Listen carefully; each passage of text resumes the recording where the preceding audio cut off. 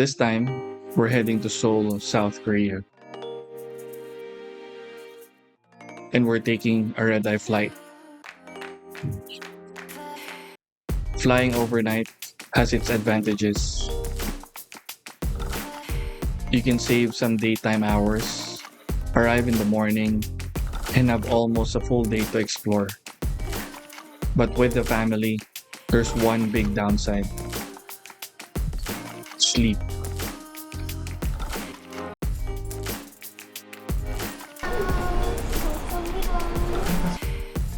Getting everyone comfortable on a late night flight isn't always easy, especially with kids. Come Slummy Boo, we're going to South Korea. Still, there's something exciting about boarding a plane while the rest of the world is getting ready for bed. So bags packed, tickets ready. Let's fly to Seoul and see what this trip has in store for us. After spending time in Japan, you might wonder, why Korea for our next trip? For us, Korea felt like a natural next destination. Like Japan, it has great public transportation, busy city streets, and amazing food. Hi guys, we're back with another vlog. But the experience is quite different. Japan has a quieter, more orderly feel, while Korea feels a little more energetic and fast-paced. The food is different too. From Korean barbecue and street food to all the flavors we don't normally experience back home. And then there's the pop culture. K-dramas, K-pop, fashion, and everything that comes with it. So even though Japan and Korea have some similarities, each country has its own character. After experiencing Japan as a family, we wanted to see what Korea would be like for us. Same part of Asia, completely different experience. Ano ba yan? Hello guys, we're on the train.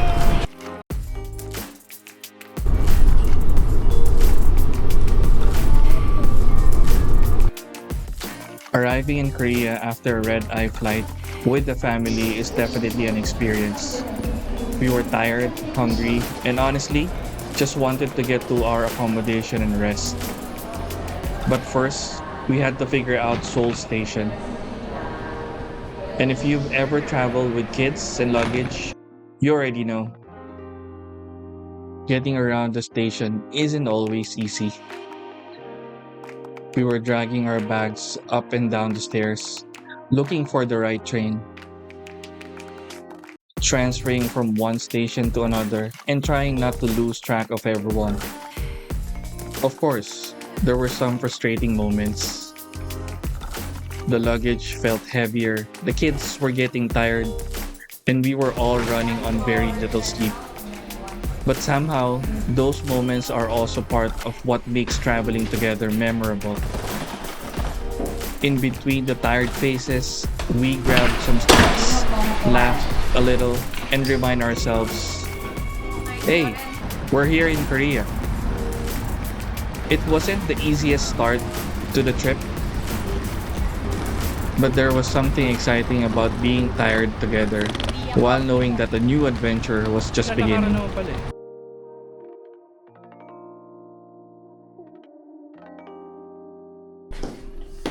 After a few hours of rest, we're finally ready to explore Seoul.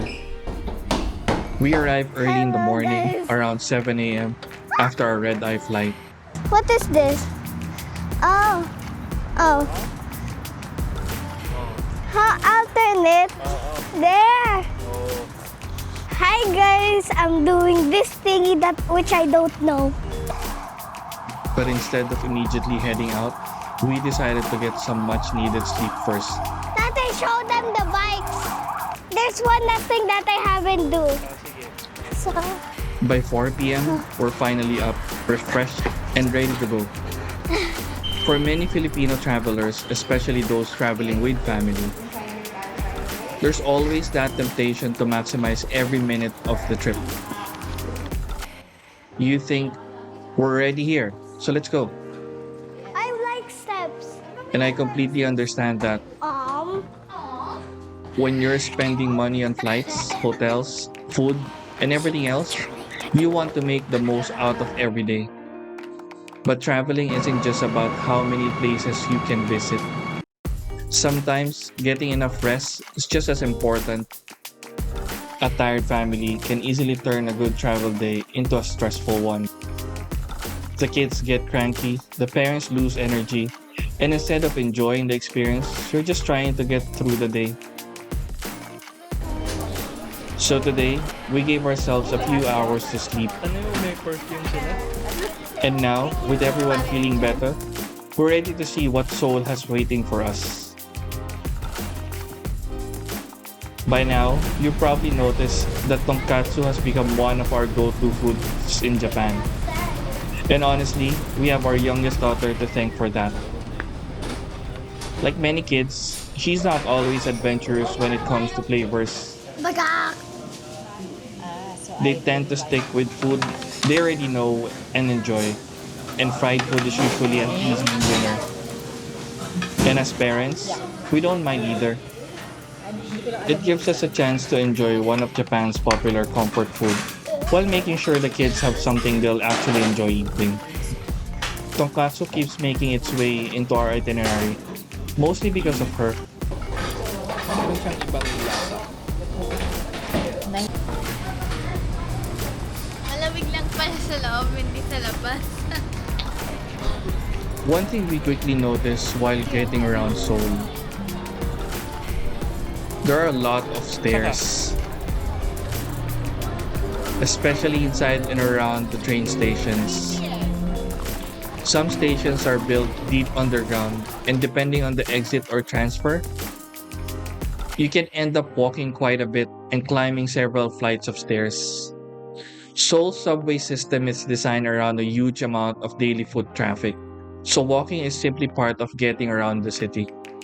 Walking and taking the stairs naturally keep you moving throughout the day.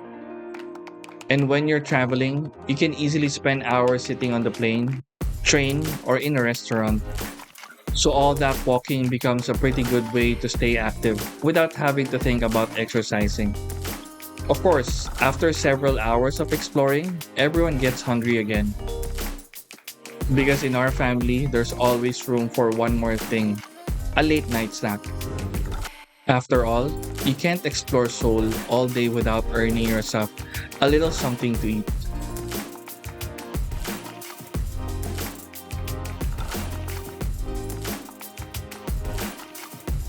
Day 1 in Seoul, South Korea. Sunny. Kahapon, umuulan. Maambon. Dumating kami. Ngayon, the weather is very nice. Clear skies. Wag lang ulan. Tawid lang ako. Papunta sa Idea Coffee. Ayun o.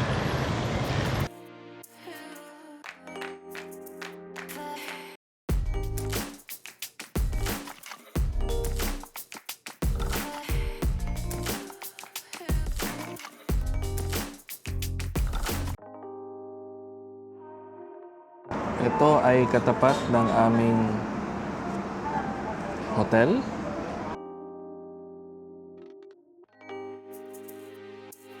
Today is a hanbok day. Excited na sila magsuot ng hanbok. Pero muna, ngayon, ay mag-coffee muna ako. Pag pumunta kayo dito at may mga dala kayong luggages, medyo struggle mag-hila ng luggages from one train to another, lalo na kung may mga transfers pa kayo within the city ng train. I have to carry 2 luggages and a backpack. Challenging. Yun ang nakadagdag sa pagod yesterday. Sakit lang sa katawan ng konti. Pero okay naman. It's an experience. Pero hindi na namin naulitin. Hindi ko na ulitin yun. Mahirap lang talaga yung may luggage. Coffee muna ako.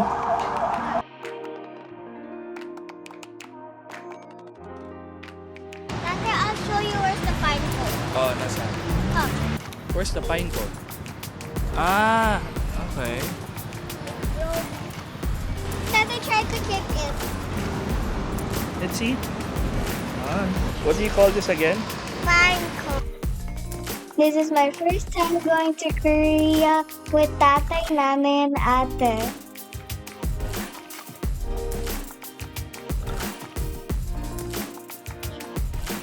Everything looks so different here.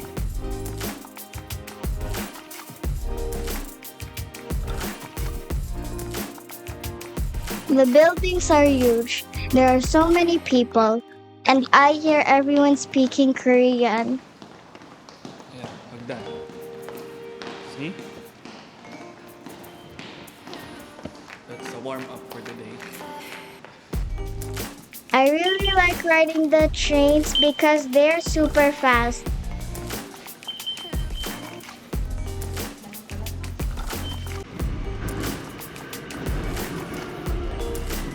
And I like looking outside to see what's around us.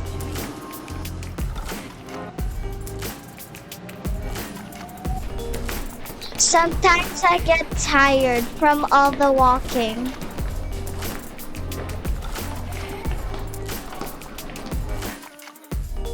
But I'm always excited to see what's next.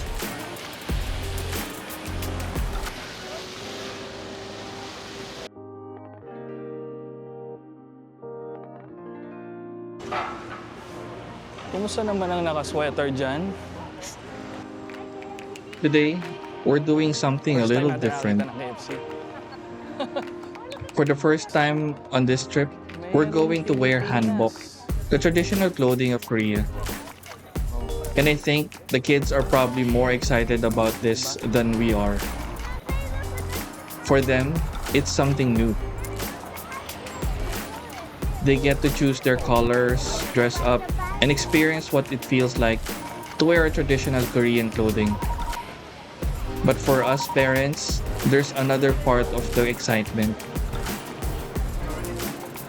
We get to see our kids wearing something that represents a part of Korean history and culture. Hanbok has been part of Korean tradition for centuries. It's traditionally worn during important occasions and celebrations, and its colors, design, and style are closely connected to Korean culture and heritage. So for travelers, wearing hanbok isn't just about putting on a traditional outfit and taking a few pictures. For a short time, you're actually participating in something that is part of the country's cultural identity. And there's something interesting about that. You start walking differently, you become more aware of how you look and how the clothing feels. You notice the details, the colors, and the way people around you react. It gives you a small connection to places you're visiting. Ano sabi ni Heart Evangelista?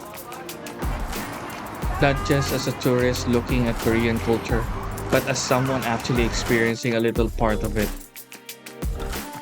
Of course, we're going to take pictures. A lot of pictures.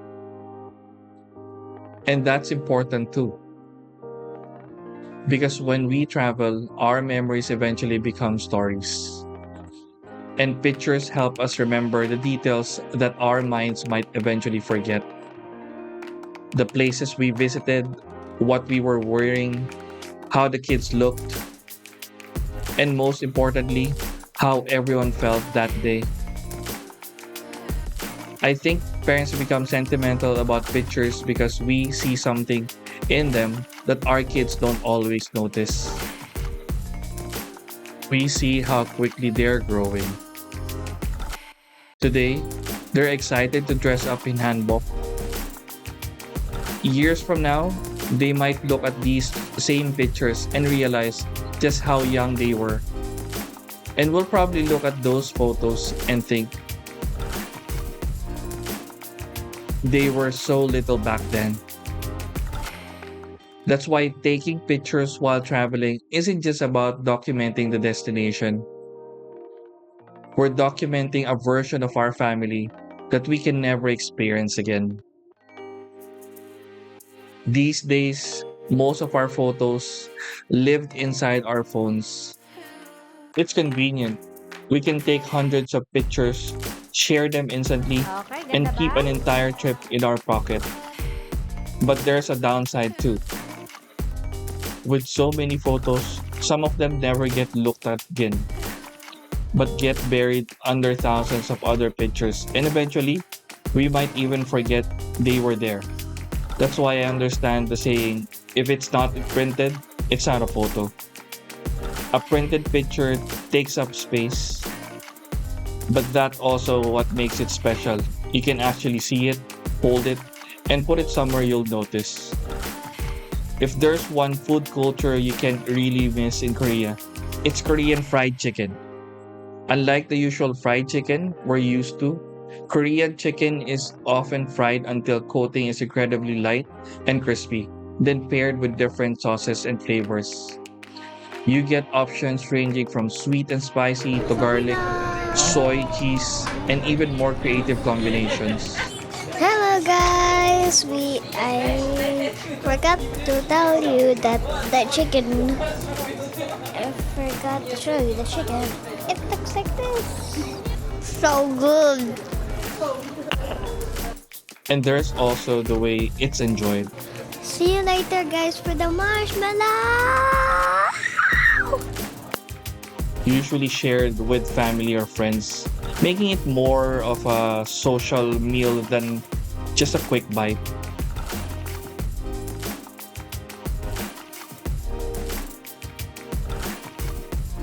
When we travel as a family, food becomes more than just something we need to eat.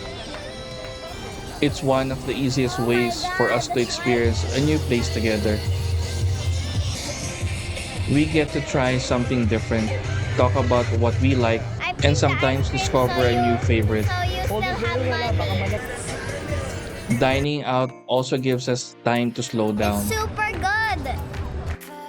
We're simply sitting together, eating, talking, and enjoying each other's company.